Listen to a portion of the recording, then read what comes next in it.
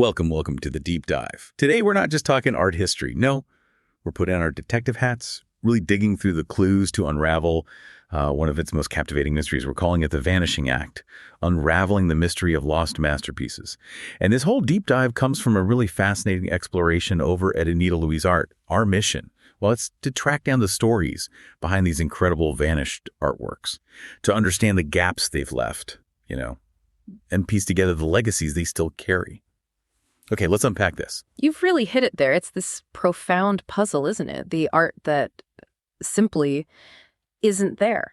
We're talking about works that are legendary, sometimes known only through old descriptions or historical records, maybe just whispers. But even though they're gone physically, they kind of haunt our cultural memory. It's like a shadow history. And their disappearance, well, it says so much about how vulnerable art really is. It makes you ask big questions about art itself, preservation, its legacy. These pieces are so valuable, yet so incredibly elusive, it's almost hard to believe they were ever real. It does make you wonder, can we really get the full picture of art history if some of the most important, maybe the most pivotal creations are just missing? What if the works that kicked off whole movements are completely gone? Exactly. It's like trying to understand, say, a whole era of music with just the sheet music, but never hearing a single note played. These lost works, they're not just empty spaces on a timeline, they're actual missing links. They could potentially change how we see later art or even how artists work today. The ripple effect is profound. Their disappearance is this really poignant reminder of what we've lost. Not just things, but stories, cultures, human experiences wrapped up in them. Every single lost masterpiece leaves a gap you just can't fill. And sometimes that gap isn't accidental. It's about, outright destruction, events that actively tear art away from us. Here's where it gets really interesting. Some masterpieces vanish not just from neglect, but from devastating events. Let's talk about the heartbreaking toll of war first. The source mentions the deliberate destruction in Palmyra, Syria, targeting UNESCO World Heritage sites like the Arch of Triumph, the Temple of Bel, and more recently in Ukraine, the looting of ancient Scythian gold, priceless icons. It's systematic, not just collateral damage. Right. And this isn't just about losing the object itself. It's about erasing cultural memory, sometimes on a national scale. When a piece that embodies a community's history, their identity, gets deliberately destroyed, it's like cutting a visible connection to their past. That kind of cultural trauma, it can leave a deep scar. It can change how people see themselves, their heritage. It makes you ask, what does it mean for us globally when cultural heritage becomes a weapon? Does that destruction diminish? That's a really chilling question. So war is devastating, but then there's nature, raw, indiscriminate power. We think of art as timeless, but it's actually incredibly fragile, isn't it? Fire, floods, earthquakes, they don't care about artistic value. Indeed, a classic historical example, one often brought up as maybe one of the biggest losses to human knowledge, is the destruction of the library at Alexandria.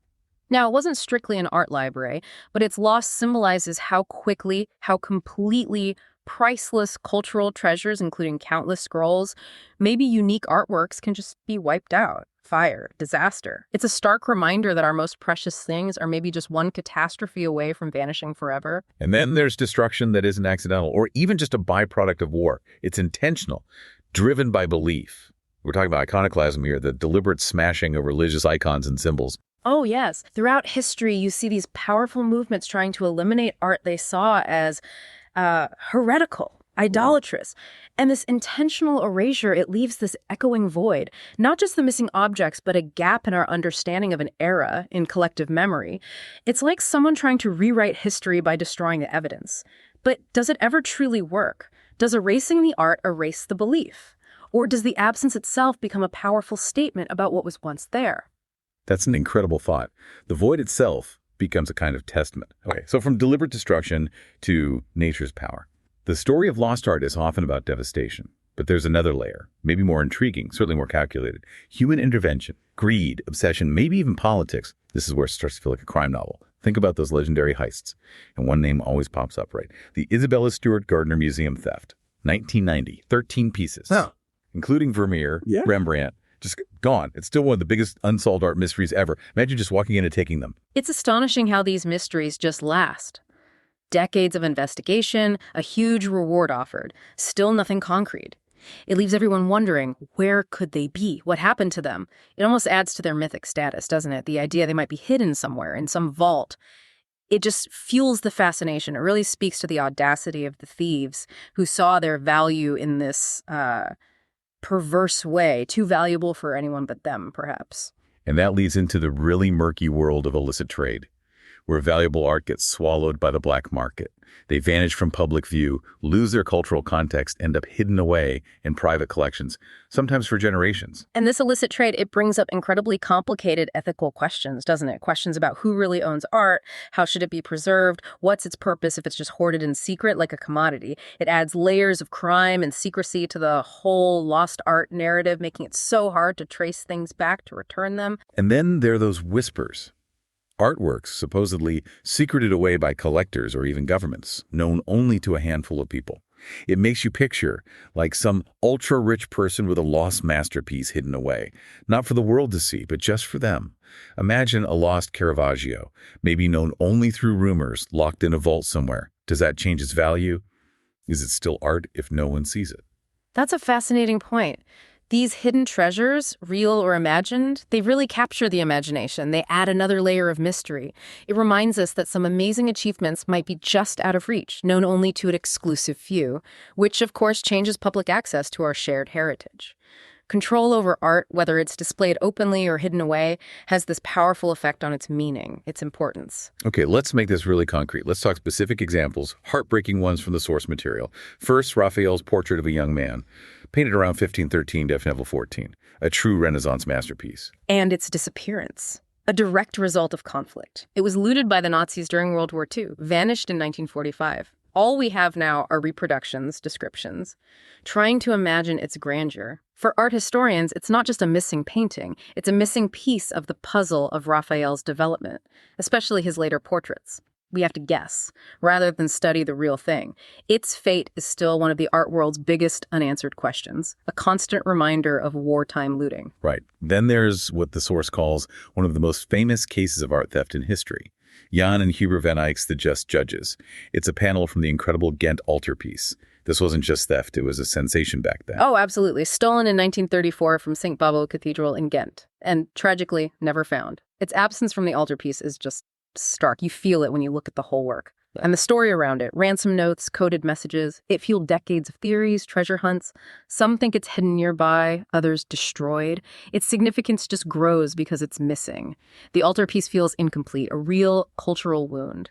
And finally, one we touched on earlier with the Gardner heist. Rembrandt's The Storm on the Sea of Galilee. Just imagine, a Rembrandt, gone. Yes, and this loss hits the art community particularly hard because it wasn't just any Rembrandt, it was his only seascape.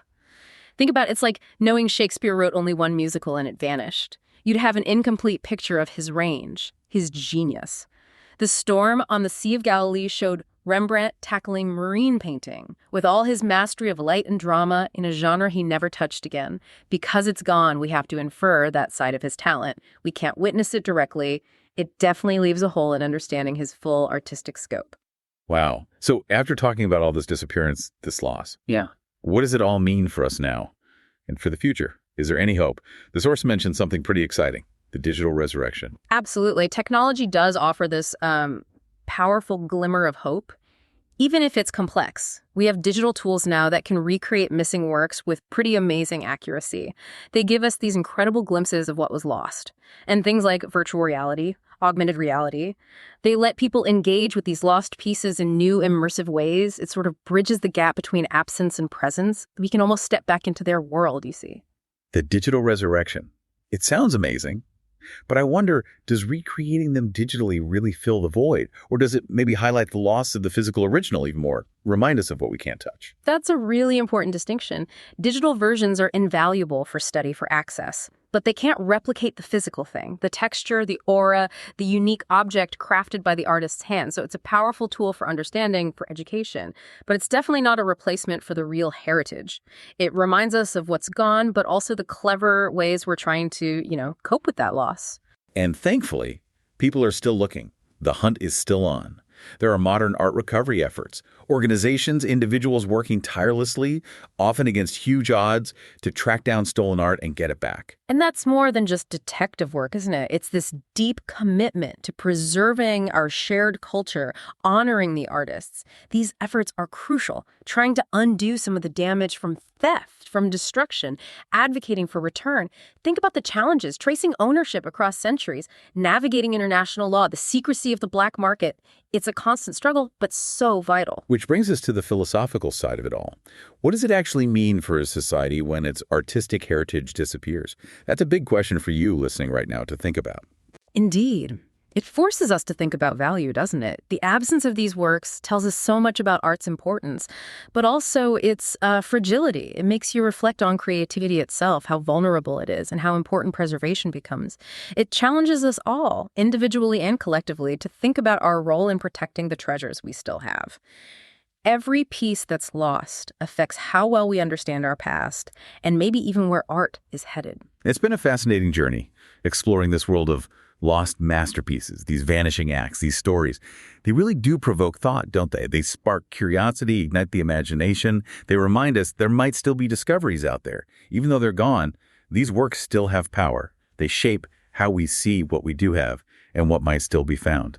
Absolutely. The stories of lost masterpieces are a constant reminder of art's fragility and why preserving our cultural heritage is so critical. By engaging with these mysteries, we're not just celebrating creativity, we're acknowledging this ongoing struggle to keep the stories alive, the stories that shape our understanding of who we are. So as you reflect on all this, here's something to consider. How do you think the absence of these specific lost works might have shaped the art that does exist today? Did it push other artists in new directions, maybe? And what responsibility do we each have, really, to make sure that future masterpieces don't end up suffering the same fate?